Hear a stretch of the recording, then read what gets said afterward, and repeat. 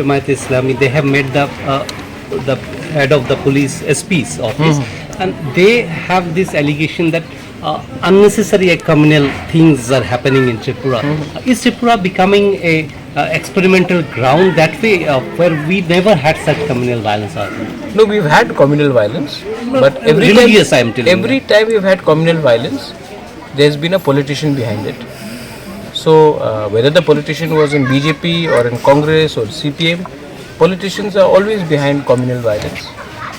What happened in Gandachara also, what has happened here also near Ranir Bazar side, it is not right for Tripura. I think Tripura needs to develop as a state, and when the citizens of India, irrespective of the religion, whether they are Muslim, Hindus and Christians or Buddhists, if they start fighting with each other in the name of God, then I think something is terribly wrong.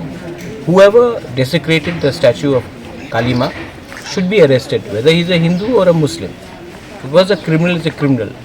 But for groups of people to go and beat up every Muslim family is also wrong, and the law should take its own course. Criminals should be arrested, but people who use religion to vandalize people's homes is absolutely wrong. And I think मैं एक ही बात बोलना चाहता हूँ, we are India.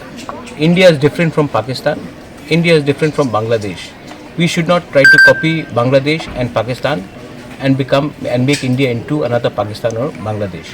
So I think in Pakistan, in Bangladesh, the most shameful part is that they cannot protect the minorities. Bangladesh cannot protect the Hindu Bengalis, the tribals.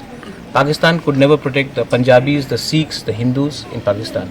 In India, we are a country of Ambedkar, we are a country of Gandhi, we are a country of Swami Vivekananda, we are a country of tolerance. So I think we should also allow the minorities to develop and to become more modern, but not bully them or beat them up because one or two people spoil the name of the entire community.